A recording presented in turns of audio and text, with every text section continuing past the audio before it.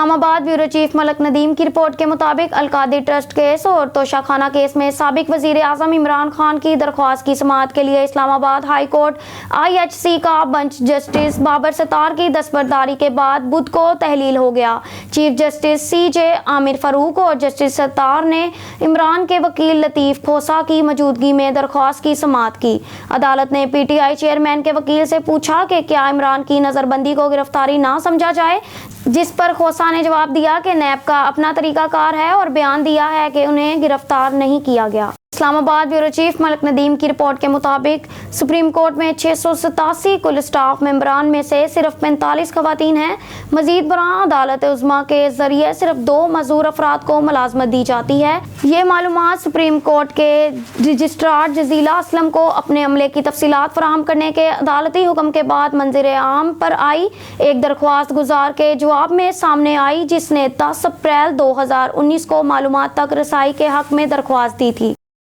Bureau chief ملک ندیم کی report کے مطابق اسلام آباد پاکستان نے گوری درمیانے فاصلے تک مار کرنے والے بیلسٹک میزائل کا کامیاب تجربہ کیا ہے۔ فوج کی media branch Inter Services Public Relations Pakistan نے کہا کہ منگل کے ٹیسٹ کا مقصد آرمی اسٹریٹجک فورسز کمانڈر کی آپریشنل اور تکنیکی تیاری کا تعین کرنا تھا۔ ASFC پاکستان کے زمینی غیر روایتی بیلسٹک اور کروز میزائل چلاتا ہے، جن میں سے زیادہ تر جوہری وار ہیڈ سے لیس ہو سکتے ہیں۔ گوری میزائل کا میدان جنگ میں زندہ رہنے کا امکان نہیں ہے، کیونکہ اسے امدادی گاڑیوں کے قافلے کے ساتھ جانا پڑے گا جو ایندھن فراہم کرتی ہیں اور اسے لانچ کے لیے تیار کرتی ہیں۔ پلیٹ فارمز کی گروپ بندی سے پتہ لگانے کے لیے کمزور بنا دے گی۔ چیف ملک ندیم کی رپورٹ کے مطابق منگل کی رات اقوام متحدہ سیکرٹری جنرل انطونیو گٹیرس کے اس بیان کے بعد کہ اسرائیل اور اقوام متحدہ کے درمیان تلخ کلامی ہوئی کہ 7 اکتوبر کو حماس کے حملے خلا میں نہیں ہوئے، اقوام متحدہ کی سلامتی کونسل کے اجلاس میں گٹیرس کے تبصرے نے اسرائیل کی طرف سے غم و غصے کو جنم دیا، جس کے سفیر گلاد اردان نے اقوام متحدہ کے سربراہ سے مستعفی ہونے کو کہا۔ اقوام متحدہ کی سلامتی کونسل کے اجلاس میں کے تبصرے نے اسرائیل کی طرف سے غم و غصے کو جنم دیا، جس کے سفیر گلاد اردان نے اقوام متحدہ کے سربراہ سے مستعفی ہونے کو کہا۔ گٹیرس پر دہشت گردی کا جواز پیش کرنے کا الزام لگایا۔ اسرائیل نے تب سے کہا ہے کہ وہ اقوام متحدہ کے اہلکاروں کو ویزا دینے سے انکار کر دے گا۔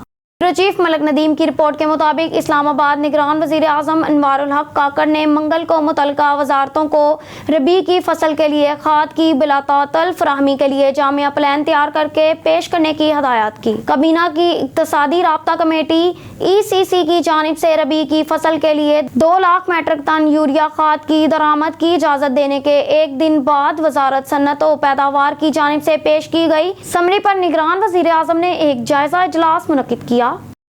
بیورو چیف ملک ندیم کی رپورٹ کے مطابق وفاقی حکومت نے ملک میں انفارمیشن ٹیکنالوجی اور ٹیلی کمیونیکیشن کے شعبوں کی ترقی کے لیے متعدد اقدامات کی منصوبہ بندی کی ہے۔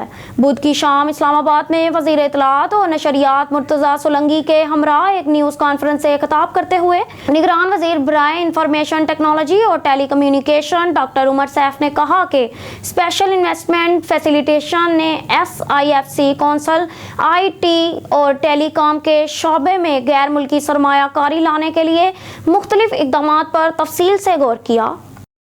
بیورو چیف ملک ندیم کی رپورٹ کے مطابق ایک اہم پیش رفت میں وزارت داخلہ نے پاکستان تحریک انصاف PTI کے ممتاز رہنما اور سابق وفاقی وزیر برائے سمندر پار پاکستانی زلفی بخاری کے ریڈ وارنٹ جاری کرنے کی منظوری دے دی ہے۔ ایکسپریس نیوز کے ذریعے رپورٹ کردہ فیصلہ بیرون ملک مقیم PTI رہنما کے خلاف جاری قانونی کارروائی کے ایک نئے باب کی نشاندہی کرتا ہے۔ بدھ کو وزارت داخلہ نے وفاقی تحقیقاتی ادارے FIA کو ہدایت کی کہ وہ فرانس میں انٹرپول سیکریٹریٹ کو باضابطہ درخواست بھیجیں، جس میں زلفی بخاری کے ریڈ وارنٹ جاری کرنے کی درخواست کی گئی۔